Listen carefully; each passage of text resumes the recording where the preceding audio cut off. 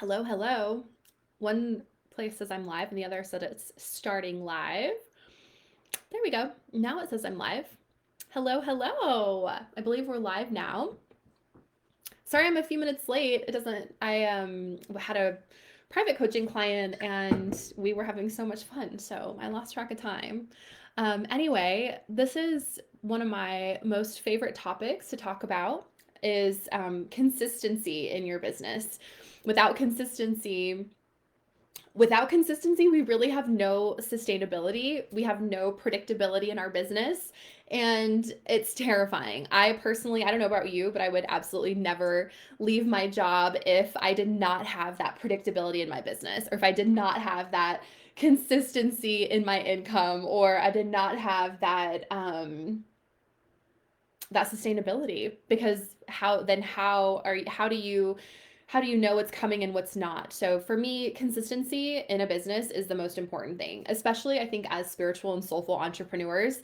Consistency is so important for us because we feel so deeply and our nervous systems are sort of right at the surface. So if we are constantly having to struggle and not knowing where our next client's going to come from, or not knowing where our next what our next month is going to be income wise, then honestly, we aren't able to show up as the powerful coach or healer that we actually are. So, how do we create consistency in our business?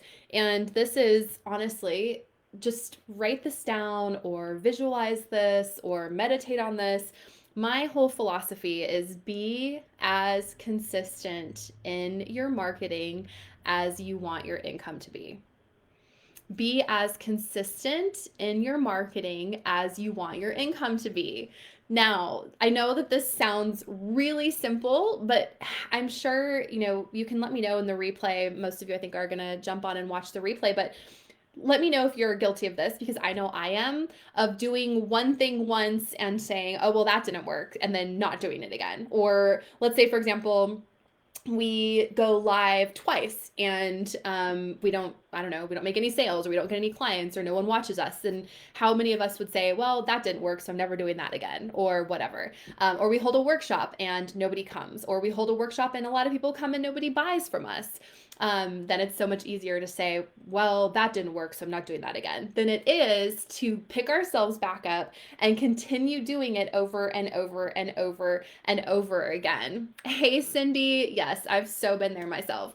So, what we need to do is think about our business like a business and it's not a hobby. And we almost have to detach our emotions from our marketing. Okay, so I put non negotiables in my business every single month. And now they look very different than when they did when I was starting. But if you want to have a six-figure business, your marketing every month needs to be consistent. Otherwise, your just income's going to be like this all over the place. Hey, Kimberly, nice to see you here as always. So, here's just an example of what that might look like. You could have, and if you recently watched my challenge, you know I talk a lot about external marketing versus internal marketing. So, let's say, for example, your marketing non negotiables every single month are holding 2 workshops in conjunction with an outside organization, getting published in the media once a month, and getting yourself on one podcast a month. That is really all it takes. If you do that consistently every single month after month after month, and you master the skill and the art of making those tactics work for your business, right? And there's a lot of strategy that goes into place. And if you'd like support with that, I can absolutely help you. For example, how to sign clients from being on podcast, or how to sign clients from workshops. But if you master 2 workshops a month, signing clients, getting yourself on one podcast a month, and getting published in the media once a month, and you do that consistently, and then you pull in some internal marketing, right? Because these external marketing pieces are going to start building your community and building your email list. And then what happens is you come in and you actually have more people watching your lives if you're going live, or more people checking out your Instagram posts or commenting on your Instagram posts, or more people responding to your emails, more people booking calls, because every single month you're consistently bringing in new leads, new people, and then you're keeping in touch with them through that 20% of internal marketing.